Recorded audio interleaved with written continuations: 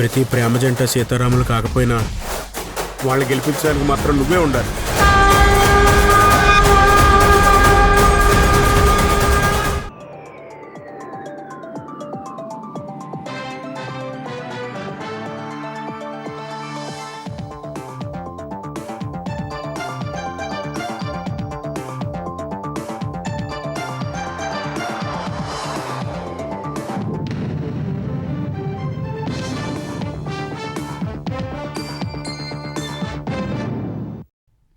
నమస్కారం, ETV news కి స్వాగతం. ముందుగా ముఖ్యాంశాలు.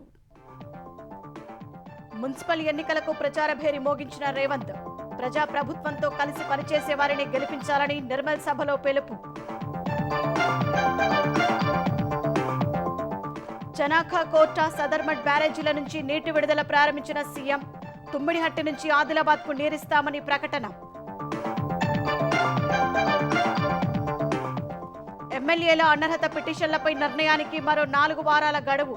అందరిపై విచారణ జరిపి తీర్పు ఇవ్వాలని స్పీకర్కు సుప్రీం సూచన. కాకినాడలో $10 బిలియన్ పెట్టుబడితో green ammonium project. AM green సంస్థ ఏర్పాటు చేయనుందన్న లోకేష్. ఏపీ ఫస్ట్ పేరుతో తిరుపతిలో పరిశోధనా కేంద్రం ఏర్పాటుకు సీఎం నిర్ణయం. యువత భవిష్యత్తును తీర్చిదిద్దుతుందన్న చంద్రబాబు. ఆంధ్రప్రదేశ్లో అట్టహాసంగా కనుమ వేడుకలు. కోనసీమలో కన్నుల పండుగగా ప్రభల తీర్థం. కోట్ల రూపాయలతో కోడి పందాలు. మహారాష్ట్ర మున్సిపల్ ఎన్నికల్లో తిరుగులేని బీజేపీ. బృహన్ ముంబైలో అత్యధిక స్థానాలు కైవసం. మరో 24 చోట్ల ఆధిక్యం. జాతీయ అధ్యక్షుడి ఎన్నిక ప్రక్రియ ప్రారంభించిన బీజేపీ. ఈ నెల 19న నామినేషన్ల స్వీకరణ. మరుసటి రోజే నియామక ప్రకటన.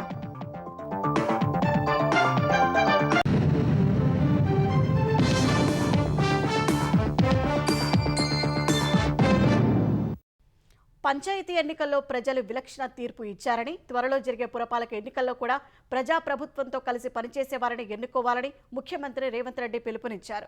నిర్మల్ కేంద్రంగా పురపాలక ఎన్నికల శంఖారావాన్ని సీఎం పూరించారు.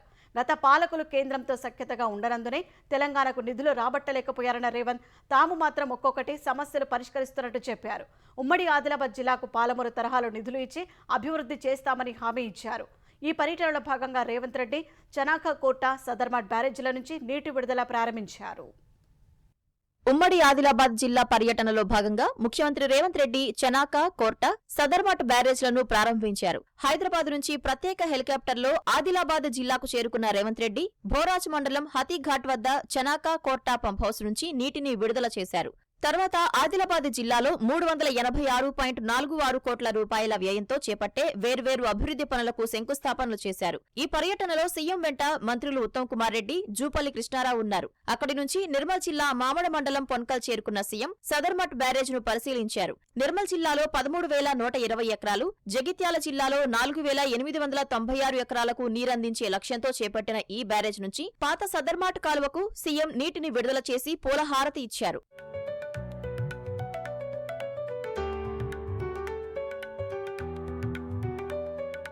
అనంతరం నిర్మల్ ఎన్టీఆర్ స్టేడియంలో ఏర్పాటు చేసిన బహిరంగ సభలో మాట్లాడిన రేవంత్ రెడ్డి సదర్మాట్ బ్యారేజ్ కి మాజీ మంత్రి నర్సారెడ్డి, చనాకా, కోర్టా బ్యారేజ్ కి మాజీ మంత్రి రామచంద్రారెడ్డి పేర్లు పెడతామని ప్రకటించారు. తుమ్మడిహట్టిని పూర్తి చేసి ఆదిలాబాద్ కు సాగునీరు ఇస్తామన్నారు. ఆదిలాబాద్ కు ఎయిర్పోర్టును తీసుకువస్తామని, అతిపెద్ద పారిశ్రామిక వాడ ఏర్పాటు చేస్తామని సీఎం తెలిపారు. ఆదిలాబాద్ జిల్లా బాసల IIITలో యూనివర్సిటీ ఏర్పాటు చేస్తామని హామీ ఇచ్చారు.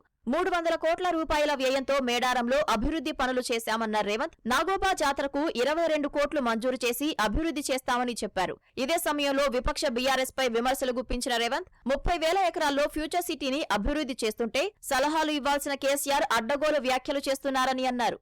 అభివృద్ధి చేస్తుంటే చాతనైతే నీ అనుభవంతోనే ఆశీర్వదించు, నీ అనుభవాన్ని ఉపయోగించి మాకు సూచనలు చేయి. ఒకవేళ ఏది నీకు ఇష్టం లేకపోతే మౌనంగా ఫామ్ హౌస్లోనే పడుకో, మేము వద్దంటలేం. కానీ వెనకటికి పురాణాలలో మనం చూసినాం, శుక్రాచార్యుని శిష్యులు మారీచుడు, సుబాహుడు అని రాక్షసులు ఉండేటోళ్ళు. దేవతలు యజ్ఞాలు యాగాలు చేస్తే శుక్రాచార్యుడి సూచనతోని మారీచుడు, సుబాహుడు వచ్చి ఆ యాగాలను యజ్ఞాలను భగ్నం చేసేటోళ్ళు. లాస్ట్కి ఏమైందా? రాముడి చేతిలో సచ్చింది. ఇవాళ కూడా శుక్రాచార్యుడు ఫామ్ హౌస్లుండు, ఓ మారీచుడు ఓ సుబాహుడు అసెంబ్లీకి వచ్చి అడ్డం పడుతున్నారు బావా బామార్దుల ముసుగులో. చివరికి రాజకీయంగా మీకు సమాధి అవుతుంది తప్ప ఇందులో మీకు వచ్చేది ఏమీ లేదు. 2034 వరకు కాంగ్రెస్ ప్రభుత్వమే అధికారంలో ఉంటుందన్న సీఎం పురపాలక ఎన్నికల్లో ప్రజా ప్రభుత్వంతో కలిసి పనిచేసే వారిని ఎన్నుకోవాలని ప్రజలకు పిలుపునిచ్చారు. మొన్న జరిగిన సర్పంచ్ ఎన్నికల్లో విలక్షణమైన తీర్పు ప్రజలు ఇచ్చిండ్రు. 66% ఆశీర్వదించి నెంబర్ 1 గా నిలబెట్టిండ్రు. రాబోయే మున్సిపల్ ఎన్నికల్లో కూడా నా సూచన, మంచి వాళ్ళని గెలిపించండి, మంత్రులతోని పనులు చేయించుకునేటోళ్ళని గెలిపించండి, ఊరి సమస్యల్ని బస్తీ సమస్యల్ని అవగాహన ఉన్నోళ్ళని గెలిపించండి. 10 రూపాయలకు మనం ఓటేస్తే 100 రూపాయలు వాడు కొల్లగొడతాడు. అందుకే మనమంటే ఇష్టపడేటోడు, మన సమస్యల్ని పరిష్కరించటోని గెలిపించండి. నేను వాళ్ళని గెలిపించండి వీళ్ళని గెలిపించండి అని అనట్లేదు. ప్రజల ప్రభుత్వంతో కలిసి పనిచేసేటోళ్ళని గెలిపిస్తే మన ప్రాంత సమస్యలు పరిష్కారం అవుతాయి. అందుకే వాళ్ళ గురించి వీళ్ళ గురించి ఏదేదో మాట్లాడాలని నేను అనుకుంటలేను. నాకిచ్చిన బాధ్యతతోని మీకందరికీ పని చెయ్యాలి, సేవ చెయ్యాలి అనుకుంటున్నా. మేం పాలకులం కాదు, మేము సేవకులము. అభివృద్ధి కోసమే 3 నెలలకోసారి ప్రధానిని కలుస్తున్నామన్న రేవంత్ పైరవీల కోసం కాదన్నారు. రాజకీయాలు ఎన్నికల వరకే పరిమితమన్న ఆయన ఆ తర్వాత అభివృద్ధే ఎజెండాగా పనిచేస్తున్నామని స్పష్టం చేశారు. బీఆర్ఎస్ హయాంలో మొదలై 90% పనులు పూర్తి చేసుకున్న చనాకా కోట సదర్మట్ బ్యారేజీలు ప్రారంభం కావడం సంతోషదాయకమని ఆ పార్టీ కార్యనిర్వాహక అధ్యక్షుడు కేటీఆర్ అన్నారు. 0.98 టీఎంసీల సామర్థ్యంతో నిర్మించిన చనాకా కోట బ్యారేజ్ 2023 సెప్టెంబర్లో ట్రయల్ రన్ కూడా అయ్యిందని గుర్తు చేశారు.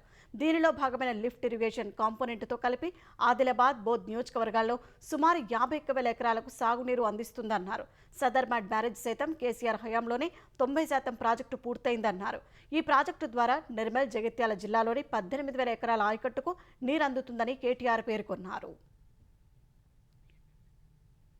తెలంగాణలో పార్టీ ఫిరాయించారనే ఆరోపణలు ఎదుర్కొంటున్న మరో 3 ఎమ్మెల్యేలపై నిర్ణయం తీసుకునేందుకు సుప్రీంకోర్టు 4 వారాలు గడువు ఇచ్చింది. తెలంగాణలో పార్టీ ఫిరాయించిన ఎమ్మెల్యేలపై స్పీకర్ సత్వరమే నిర్ణయం తీసుకునే విధంగా ఆదేశించాలంటూ దాఖలైన పిటిషన్లపై జస్టిస్ సంజయ్ కరోల్, జస్టిస్ మసీహ్లతో కూడిన ధర్మాసనం ఇవాళ మరోసారి విచారణ జరిపింది. ఈ విచారణలో సుప్రీంకోర్టుకు హామీ ఇచ్చి కోర్టు ఇచ్చిన ఆదేశాలను అమలు చేయడంలో స్పీకర్ పూర్తిగా విఫలమయ్యారని పిటిషన్లు పాడి కౌశిక్ రెడ్డి, వివేకానంద్, కేటీఆర్ తరపు న్యాయవాదులు వివరించారు. అనంతరం స్పీకర్ విచారణ తీసుకున్న చర్యలపై స్టేటస్ రిపోర్టుని సుప్రీంకోర్టు ముందు ఉంచిన స్పీకర్ తరపు సీనియర్ న్యాయవాది అభిషేక్ సింఘ్వి ఇప్పటి వరకు 7 ఎమ్మెల్యేలకు సంబంధించి విచారణ జరిపి తీర్పు వెలువరించినట్టు తెలిపారు. ఒకరిపై తీర్పు రిజర్వ్ చేసినట్టు వివరించారు. స్పీకర్ తనకున్న సమయం మేరకు నిర్ణయం తీసుకుంటూనే ఉన్నారని తెలిపారు. అసెంబ్లీ సమావేశాలు జరగడం సహా కొత్త సెక్రటరీ జనరల్ వచ్చారని, అన్ని అంశాలు పరిగణలోకి తీసుకుని 4 వారాలు గడువు ఇవ్వాలని తెలంగాణ ప్రభుత్వం తరపున వాదించిన ముకుల్ రోహత్గి సుప్రీంకోర్టును కోరారు. ఈ వాదనలు విన్న ధర్మాసనం స్పీకర్కు 4 వారాలు గడువు ఇచ్చింది. 2 వారాల తర్వాత మరోసారి విచారణ జరుపుతామని, అప్పటికి ఉన్న పురోగతి ఆధారంగా మరోసారి నిర్ణయం తీసుకుంటామని తెలిపింది.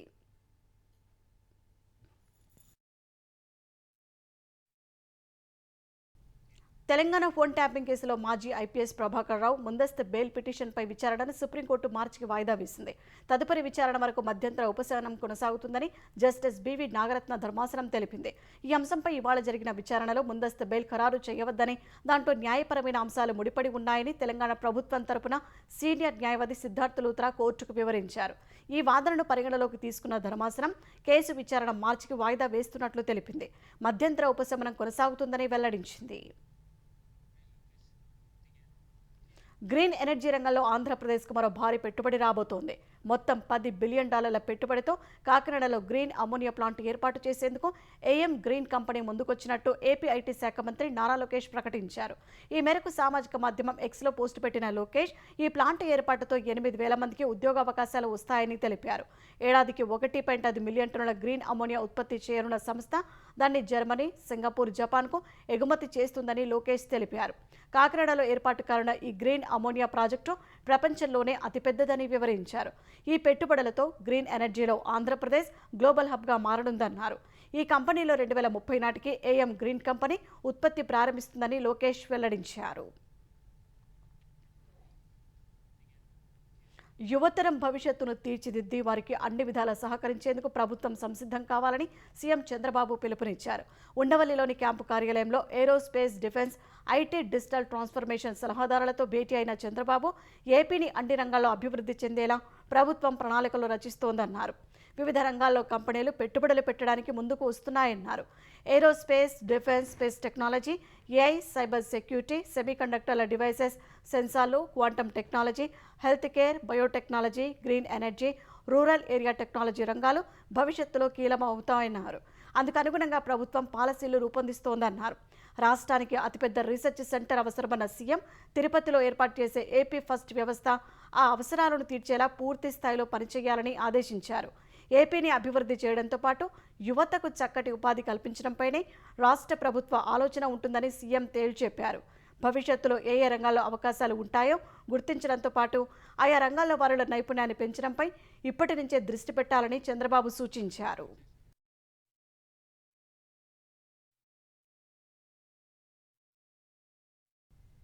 స్టార్టప్ ట్రెండ్స్ టెక్నాలజీలో ప్రపంచానికి భారత్ నాయకత్వం వహించాలనేదే మన లక్ష్యమని ప్రధాని నరేంద్ర మోదీ స్పష్టం చేశారు. ఆవిష్కరణలు, భారతీయ స్టార్టప్లపై దేశం పూర్తి నమ్మకంతో ఉందన్నారు. ఆర్టిఫిషియల్ ఇంటెలిజెన్స్ను దేశం ఒక అవకాశంగా భావిస్తుందని వివరించారు. దశాబ్ద కాలపు స్టార్టప్ ఇండియా కార్యక్రమంపై నిర్వహించిన సదస్సులో పాల్గొన్న ప్రధాని నాణ్యతపై దృష్టి పెట్టి కొత్త ఆలోచనలతో సమస్యను పరిష్కరించాలని స్టార్టప్లకు సూచించారు. స్టార్టప్ అంటే డబ్బులు ఉన్నవారే పెట్టాలనే ఆలోచనను స్టార్టప్ ఇండియా కార్యక్రమం చెరిపివేసిందన్నారు. ఇప్పుడు మధ్యతరగతి, పేద వర్గాలు కూడా స్టార్టప్లు పెడుతున్నారని వివరించారు. స్టార్టప్లకు సాయం చేసేందుకు అనేక పథకాలను చేపట్టామని మోదీ తెలిపారు. ఇందుకోసం కాలం చెల్లిన నిబంధనలను తొలగించామని వెల్లడించారు. 2014లో 4 స్టార్టప్లతో ప్రారంభమైన స్టార్టప్ ఇండియా కార్యక్రమం వృద్ధి చెంది ఇప్పుడు 125కు పైగా యూనికార్న్లను తయారు చేసిందన్నారు. దేశంలో స్టార్టప్ల సంఖ్య 2 లక్షలు దాటిపోయిందని మోదీ వివరించారు. अब टियर 2 और टियर 3 शहरों के यहाँ तक कि गांवों के युवा अपने स्टार्टअप खोल रहे हैं और यही युवा आज सबसे ज्यादा जमीनी समस्याओं का समाधान देने की लगातार कोशिश कर रहे हैं. आज के स्टार्टअप यूनिकॉर्न बन रहे हैं, यूनिकॉर्न अपने आईपीओ लॉन्च कर रहे हैं, ज्यादा से ज्यादा जॉब क्रिएट कर रहे हैं. सिर्फ 10 साल में स्टार्टअप इंडिया मिशन एक रिवॉल्यूशन बन चुका है. भारत आज दुनिया का 3rd लार्जेस्ट स्टार्टअप इकोसिस्टम है. మహారాష్ట్రలో ముంబై నగరపాలక సంస్థ సహా 29 మున్సిపల్ కార్పొరేషన్లకు జరిగిన ఎన్నికల్లో బీజేపీ నేతృత్వంలోని మహాయుతి కూటమి సత్తా చాటింది. ఎగ్జిట్ పోల్స్ అంచనాలను నిజం చేస్తూ కమలదళం కూటమి హవా కొనసాగింది. 29 నగరపాలక సంస్థలో 25 చోట్ల అధికార కూటమికే దక్కనున్నాయి. ముంబైలో 3 దశాబ్దాల అవిభక్త శివసేన ఆధిపత్యాన్ని బద్దలు కొట్టి అతిపెద్ద పార్టీగా బీజేపీ అవతరించింది. మెజార్టీ స్థానాలను దక్కించుకున్న బీజేపీ మిత్రపక్షం సిందే శివసేనతో కలిసి మేయర్ పీఠాన్ని దక్కించుకోవడం ఖాయమైంది. ఠాకరే సోదరులు కలిసి పోటీ చేసినా కమలదళం జోరుకు అడ్డుకట్ట వేయలేకపోయారు. శివసేన, ఉద్దవ్ పార్టీ చెప్పుకోదగిన స్థానాలనే దక్కించుకుంది. ఎంఎన్ఎస్ పెద్దగా ప్రభావం చూపలేకపోయింది. ముంబైలో కాంగ్రెస్ ఘోరంగా విఫలమైంది. పుణె, పింప్రి చింజ్వాడ్లో ఎన్సీపీ, ఎస్పీ పార్టీలు పొత్తు పెట్టుకుని బరిలో నిలిచిన బీజేపీ ముందు నిలవలేకపోయాయి. నాగ్పూర్లో బీజేపీ ఆధిపత్యం చలాయించింది. ఉప ముఖ్యమంత్రి ఏక్నాథ్ సిందే కంచుకోట ఠానేలో బీజేపీ కూటమి జోరే కొనసాగింది. మరాఠ్వాడాలోని మున్సిపల్ కార్పొరేషన్లలో కూడా బీజేపీ హవా కొనసాగింది. ఛత్రపతి సంభాజీనగర్, జాల్నా, నాందేడ్లో కాషాయ పార్టీ ఆధిపత్యం చలాయించింది. సోలాపూర్, సతారా, కొల్హాపూర్, సాంగ్లీ తదితర మున్సిపాలిటీలో కూడా బీజేపీ అభ్యర్థులు ఆధిక్యంలో కొనసాగుతున్నారు. ఒక్క లాతూర్ను కాంగ్రెస్ కైవసం చేసుకుంది. సంక్రాంతి 3వ రోజు కోనసీమ వ్యాప్తంగా ప్రభల సందడి నెలకొంది. చిన్న పెద్ద తేడా లేకుండా ఉత్సాహంగా ప్రభలను మోసుకుంటూ జగ్గన్న తోటలో ఉత్సవం జరిగే ప్రాంతానికి తరలివచ్చారు. గ్రామాల్లో తయారు చేసిన ప్రభలను మోసుకొస్తూ శరభ నినాదాలు చేస్తూ భక్తిని చాటుకున్నారు. మరోవైపు పండుగ చివరి రోజున కోడి పందాల బరులు తిరునాళ్లను తలపించాయి. జోరుగా సాగిన పందాలలో కోట్ల రూపాయలు చేతులు మారాయి. పురుషులకు సమానంగా మహిళలు పందాలు వేసి ఔరా అనిపించారు. సంక్రాంతి 3వ రోజు కోనసీమ వ్యాప్తంగా ప్రభల సందడి నెలకొంది. కూటమి సర్కార్ జగ్గన్న తోట ప్రభల ఉత్సవాన్ని రాష్ట్ర పండుగగా ప్రకటించిన నేపథ్యంలో భారీ ఏర్పాట్లు చేశారు. అంబేద్కర్ కోనసీమలో 160 చోట్ల ప్రభల తీర్థాలు వైభవంగా నిర్వహించారు.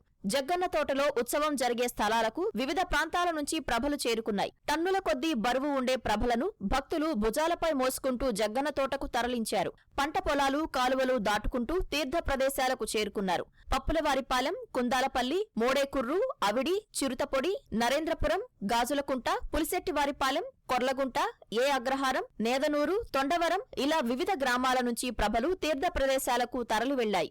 ఏకాదశ రుద్రులు కొలువైన గ్రామాల్లో ఆలయాల వద్ద ప్రభలకు ప్రత్యేక పూజలు నిర్వహించారు. తర్వాత గ్రామాల్లో ప్రభలను ఊరేగిస్తూ తీర్థాలకు తరలించారు.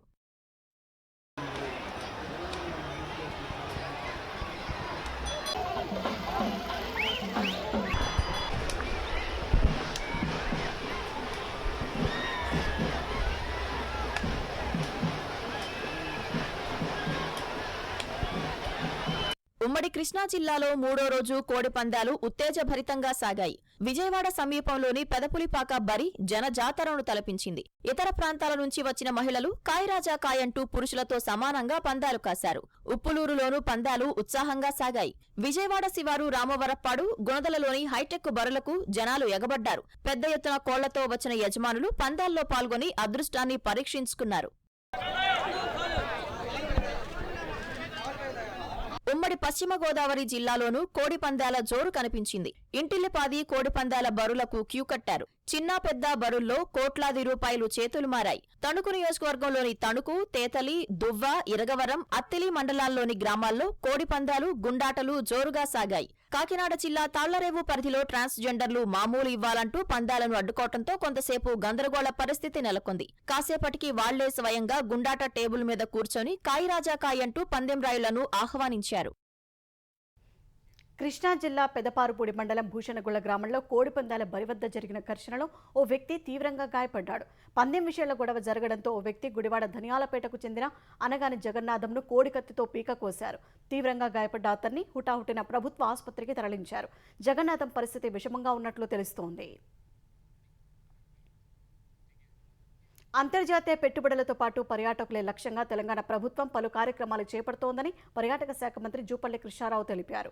ఇందులో భాగంగా హాట్ ఎయిర్ బెలూన్ షోను ఏర్పాటు చేసినట్లు మంత్రి వెల్లడించారు. హైదరాబాద్ గోల్కొండలోని గోల్ఫ్ కోర్టు వద్ద హాట్ ఎయిర్ బెలూన్ షోను మంత్రి జూపల్లి ప్రారంభించారు. హాట్ ఎయిర్ బెలూన్ ఎక్కిన మంత్రి గోల్ఫ్ కోర్టు నుంచి గండిపేట లేక్ వరకు అందులో 10 కిలోమీటర్ల మేర ప్రయాణించారు. నేటి నుంచి 3 రోజుల పాటు ఈ ప్రదర్శన నిర్వహించనున్నారు. హాట్ ఎయిర్ బెలూన్లో ప్రయాణించి హైదరాబాద్ అందాలను ఆకాశం నుంచి వీక్షించే అవకాశం ఉంది. 18కి పైగా హాట్ ఎయిర్ బెలూన్లు అందుబాటులో ఉంచారు. సంక్రాంతి సెలవుల దృష్ట్యా మేడారం సమ్మక్క సారలమ్మలను దర్శించుకునేందుకు భక్తులు పోటెత్తారు. భక్తుల ముందస్తు మొక్కులతో వనదేవతల పరిసరాలు రద్దీగా మారాయి. తెలుగు రాష్ట్రాలు సహా ఛత్తీస్గఢ్, ఒడిశా, మహారాష్ట్ర నుంచి వేలాదిగా భక్తులు తరలివచ్చి అమ్మవార్లను దర్శించుకున్నారు. ఇవాళ ఒక్కరోజే దాదాపు 10 లక్షల మంది భక్తులు వచ్చినట్టు అధికారులు అంచనా వేశారు. జంపన్నవాగులో పుణ్యస్నానాలు ఆచరించి సమ్మక్క సారలమ్మల దర్శనానికి బారులు తీరారు. చీర, సారలతో పాటు నిలవెత్తు బంగారాన్ని భక్తులు గద్దెల వద్ద సమర్పిస్తున్నారు. మేడారం మార్గ మధ్యలో గట్టమ్మ తల్లి వద్ద పూజలు చేస్తున్నారు. ఈ క్రమంలో ఆలయం వద్ద ట్రాఫిక్ జామ్ అయి వేలాది వాహనాలు నెమ్మదిగా కదులుతున్నాయి. వాహనాలను పార్కింగ్ స్థలాల వైపు అధికారులు మళ్లిస్తున్నారు. ఈ నెల 28 నుంచి 31 వరకు జరగనున్న మేడారం మహాజాతరకు అధికారులు ముందస్తు ఏర్పాట్లు చేస్తున్నారు. హైదరాబాద్ మెట్రోను ఎల్ఎన్టీ నుంచి తెలంగాణ ప్రభుత్వం స్వాధీనం చేసుకోవాలని, అప్పుడే మెట్రో 2వ దశ ప్రతిపాదనలు కేంద్రానికి పంపాలని కేంద్ర మంత్రి కిషన్ రెడ్డి స్పష్టం చేశారు. హైదరాబాద్ మెట్రో 2వ దశ పనుల పురోగతిపై సీఎం రేవంత్ రెడ్డికి కిషన్ రెడ్డి లేఖ రాశారు. మెట్రో 2వ దశపై కేంద్ర మంత్రి ఖట్టర్తో చర్చించినట్లు తెలిపారు. ఎల్ఎన్టీ నుంచి ప్రభుత్వం టేకోవర్ చేసుకున్న ఒప్పందాలు, లావాదేవీలు పూర్తి కావాలని ఖట్టర్ చెప్పారని లేఖలో పేర్కొన్నారు. ఆ తర్వాతే 2వ దశపై కేంద్రం చర్యలు చేపడుతుందని చెప్పారు. కేంద్రం ఇప్పటికే మెట్రో 2వ దశకు అంగీకరించినట్లు ఖట్టర్ చెప్పారని వెల్లడించారు. మెట్రో 2వ దశపై కమిటీ ఏర్పాటుకు నిర్ణయించారని తెలిపారు. ఆ కమిటీలో 2 అధికారుల పేర్లను తెలంగాణ ప్రభుత్వం వెంటనే ప్రతిపాదించాలని కిషన్ రెడ్డి లేఖలో వివరించారు. తెలంగాణలో సంచలనం సృష్టించిన ధరణి భూభారతి కుంభకోణంలో 15 మందిని అరెస్టు చేసినట్లు వరంగల్ కమిషనర్ సన్ప్రత్ సింగ్ తెలిపారు. మరో 9 మంది పరారీలో ఉన్నట్టు చెప్పారు. ప్రధాన నిందితులు బసవరాజు, జల్లా పాండుగా గుర్తించామన్న సిపి జనగామ, యాదాద్రి జిల్లాలో గతంలోనూ అక్రమ రిజిస్ట్రేషన్లు జరిగాయని తెలిపారు. యాదగిరిగుట్టలోని ఆన్లైన్ సర్వీస్ సెంటర్ల ద్వారా మోసాలు జరిగాయని వెల్లడించారు. వెబ్సైట్లో సాంకేతిక లోపాల ఆధారంగా 3.72 కోట్ల ప్రభుత్వ ఆదాయాన్ని లూటీ చేశారని సన్ప్రత్ సింగ్ వివరించారు. నిందితుల నుంచి 63.19 లక్షల రూపాయల నగదు, కోటి విలువైన ఆస్తిపత్రాలు, కారు, ల్యాప్టాప్లు, డెస్క్టాప్లు, ఫోన్లు స్వాధీనం చేసుకున్నట్లు తెలిపారు. పరారీలో ఉన్న నిందితుల కోసం ప్రత్యేక బృందాలతో గాలిస్తున్నామని చెప్పారు. భూభారతి కేసులో మరిన్ని అరెస్టులు జరిగే అవకాశం ఉందని సన్ప్రత్ సింగ్ స్పష్టం చేశారు. అప్లికెంట్ దగ్గర అది మొత్తం ఏదైతే రిజిస్ట్రేషన్ అమౌంట్ ఏదైతే ఉంటుందో అంతా కలిపి ఆయన దగ్గర మోస్ట్లీ కేసెస్ లో క్యాష్ రూపంలో ఆయన దగ్గర తీసుకుంటారు.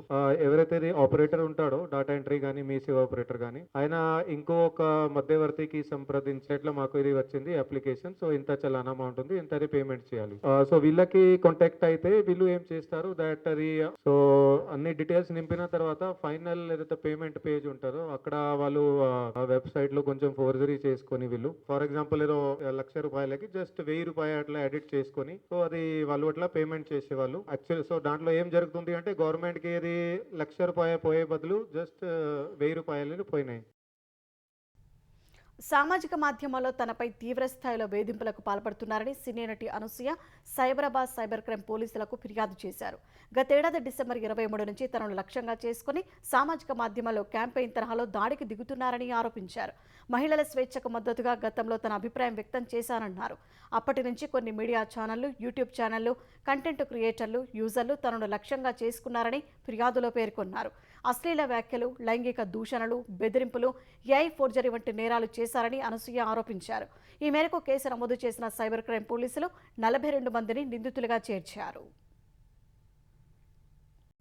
చమురు రంగంలో విదేశీ పెట్టుబడులకు ద్వారం తెరిచే సంస్కరణలకు చట్టసభ్యులు ఆమోదం తెలపాలని వెనెజువెలా తాత్కాలిక అధ్యక్షులు డెల్సీ రోడ్రిగ్స్ కోరారు. అధ్యక్షులుగా బాధ్యతలు చేపట్టాక తొలిసారి పార్లమెంటులో ప్రసంగించిన ఆమె 2 సార్వభౌమ ఖాతాలు ఏర్పాటు చేయాలని ఆర్థిక శాఖను ఆదేశించారు. వాటిలో జమయ్యే నిధులను వెనెజువెలా పౌరుల సామాజిక భద్రత కోసం వెచ్చిస్తామని ఆమె వెల్లడించారు. చమురు విక్రయం ద్వారా సమకూరే నిధులను ఆరోగ్య సేవలను మెరుగుపరిచేందుకు, మౌలిక సదుపాయాల ఏర్పాటుకు వినియోగిస్తామన్నారు. నికోలస్ మదురో హయాంలో జైల్లో నిర్బంధించిన వారిని విడుదల చేస్తామని డెల్సీ రోడ్రిగ్స్ తెలిపారు. అమెరికా దౌత్యానికి భయపడవద్దని చట్టసభల సభ్యులకు అభయమిచ్చారు. వెనెజువెలా చమురు రంగంలో అమెరికా సంస్థలు $100 బిలియన్ పైగా పెట్టుబడులు పెడతాయని ఇటీవల అగ్రరాజ్యాధినేత డొనాల్డ్ ట్రంప్ ప్రకటించారు. అందుకు అనుగుణంగానే వెనెజువెలా ప్రభుత్వం చమురు రంగంలో సంస్కరణలకు పూనుకుంది. దేశంలో సైనిక పాలన విధించినందుకు దక్షిణ కొరియా మాజీ అధ్యక్షుడు యూన్ సుక్ ఏల్కు ఆ దేశ న్యాయస్థానం 5 ఏళ్ల జైలు శిక్ష విధించింది. 2024లో సైనిక పాలన విధించిన యూన్ తదనంతర పరిణామాల్లో అభిశంసనకు గురై పదవిని కోల్పోయారు. ఆయనపై మార్షల్ విధింపు సహా ఇతర ఆరోపణలతో మొత్తం 8 క్రిమినల్ కేసులు నమోదయ్యాయి. వాటిలో తొలిగా 5 ఏళ్ల జైలు శిక్ష విధిస్తూ తీర్పు వెలువడింది. దేశంలో సైనిక పాలన ద్వారా తిరుగుబాటుకు యత్నించారని యూన్పై ఉన్న అభియోగాలు రుజువైతే మరణశిక్ష విధించే అవకాశాలు కూడా ఉన్నాయి. యూన్ను పోలీసులు అదుపులోకి తీసుకునే సమయంలో ఆయన ధిక్కరణకు పాల్పడిన కేసులో సియోల్ సెంట్రల్ కోర్టు 5 ఏళ్ల జైలు శిక్ష విధిస్తూ తీర్పు వెలువరించింది. తీర్పు సందర్భంగా భారీ భద్రత మధ్య యూన్ను పోలీసులు కోర్టుకు తీసుకొచ్చారు. వెనెజువెలా ప్రతిపక్ష నేత మరియా కొరీనా మచాడో అందజేసిన నోబెల్ పురస్కారాన్ని అంగీకరిస్తున్నట్టు అమెరికా అధ్యక్షుడు డొనాల్డ్ ట్రంప్ వెల్లడించారు. మచాడోతో భేటీ కావడం గొప్ప విషయమని తన సామాజిక మాధ్యమం ట్రూత్ సోషల్లో పోస్ట్ చేశారు. ఎన్నో కష్టాలను ఎదుర్కొన్న అద్భుత మహిళ మచాడో అని కొనియాడారు. శాంతి కోసం తాను చేస్తున్న కృషికి గుర్తింపుగా నోబెల్ బహుమతిని మచాడో తనకు అందజేశారని ట్రంప్ తెలిపారు. పరస్పర గౌరవానికి ఇది మంచి సంకేతమని పేర్కొన్నారు. చివర్లో థ్యాంక్ యూ మరియా అని ట్రంప్ రాసుకొచ్చారు. తనకు లభించిన శాంతి బహుమతిని అధ్యక్షుడు ట్రంప్నకు ఇస్తారని మచాడో గతంలోనే ప్రకటించగా, ఒకసారి నోబెల్ ప్రకటించిన తర్వాత దాన్ని రద్దు చేయడం లేదా ఇతరులతో పంచుకోవడం కుదరదని నోబెల్ కమిటీ కూడా స్పష్టం చేసింది. కమిటీ నిర్ణయమే అంతిమమని, అందులో ఎలాంటి మార్పు ఉండబోదని పేర్కొంది. శాంతి బహుమతిని ట్రంప్ తన వద్దే ఉంచుకోవాలని భావిస్తున్నట్లు వైట్ హౌస్ అధికారి ఒకరు వెల్లడించినట్లు ఆంగ్ల మీడియా కథనాలు పేర్కొన్నాయి. నూతన జాతీయ అధ్యక్షుడిని భారతీయ జనతా పార్టీ ఈ నెల 20న ప్రకటించనుంది. ఈ మేరకు పార్టీ నూతన అధ్యక్షుడి ఎన్నిక షెడ్యూల్ను విడుదల చేసింది. ఈ పదవి కోసం ఈ నెల 19న నామినేషన్లు స్వీకరిస్తామని తెలిపింది. జనవరి 20న కొత్త అధ్యక్షుడి పేరును ప్రకటించనున్నట్లు వెల్లడించింది. ఈ నెల 19న మధ్యాహ్నం 2 నుంచి 4 గంటల మధ్య అభ్యర్థులు తమ నామినేషన్లు సమర్పించవచ్చని రిటర్నింగ్ అధికారి లక్ష్మణ్ తెలిపారు. తర్వాత నామినేషన్ల పరిశీలన చేపడతామన్నారు. అదే రోజు సాయంత్రం 5 నుంచి 6 గంటల మధ్య నామినేషన్ల ఉపసంహరణకు అవకాశం ఉంటుందన్నారు. ఎక్కువ మంది అభ్యర్థులు ఉండే ఎన్నిక జరపాల్సి వస్తే జనవరి 20న పోలింగ్ నిర్వహించి విజేతను ప్రకటిస్తామని తెలిపారు. ఈ ప్రక్రియ ఢిల్లీలోని బీజేపీ ప్రధాన కార్యాలయంలో జరగనుందని తెలిపారు. ఇటీవల పార్టీ వర్కింగ్ ప్రెసిడెంట్గా నియమితులైన నితిన్ నబీన్నే పార్టీ నూతన అధ్యక్షుడిగా ఏకగ్రీవంగా ఎన్నుకోవాలని అధిష్టానం భావిస్తున్నట్లు తెలుస్తోంది. ప్రస్తుతం బీజేపీ అధ్యక్షుడిగా ఉన్న జేపీ నడ్డా స్థానంలో నబీన్ బాధ్యతలు స్వీకరించే అవకాశం ఉంది. ప్రధాని నరేంద్ర మోదీ, కేంద్ర మంత్రి అమిత్ షా వంటి అగ్రనేతల మద్దతు నితిన్ నబీన్కు ఉన్నట్లు తెలుస్తోంది. ఆర్ఎస్ఎస్ నేపథ్యం కలిగి ఉన్న నితిన్ నబీన్ గతేడాది జరిగిన బీహార్ అసెంబ్లీ ఎన్నికల్లో బాంకీపూర్ నుంచి 5వ సారి ఎమ్మెల్యేగా ఎన్నికయ్యారు. ఆన్లైన్ బెట్టింగ్ గ్యాంబ్లింగ్ వెబ్సైట్లపై కేంద్రం కొరడా జులిపించింది. చట్టవిరుద్ధమైన 242 బెట్టింగ్ గ్యాంబ్లింగ్ వెబ్సైట్లను కేంద్రం తొలగించింది. దీంతో ఇప్పటి వరకు 7,800 వెబ్సైట్లను తొలగించినట్లు కేంద్ర వర్గాలు వెల్లడించాయి. ఆన్లైన్ గేమింగ్ యాక్ట్ వచ్చిన తర్వాత ఈ సంఖ్య గణనీయంగా పెరిగినట్లు చెప్పాయి. ఈ చర్యలు చట్టవిరుద్ధమైన ఆన్లైన్ బెట్టింగ్, జూదం ప్లాట్ఫారంల వల్ల కలిగే ఆర్థిక, సామాజిక నష్టాన్ని అరికట్టడానికి పోరాడుతున్న ప్రభుత్వ నిబద్ధతను ప్రతిబింబిస్తాయని తెలిపాయి. ప్రధానంగా ఆన్లైన్ బెట్టింగ్ నుంచి యువతను రక్షించడానికి ప్రభుత్వం కఠిన చర్యలు తీసుకుంటుందన్నారు.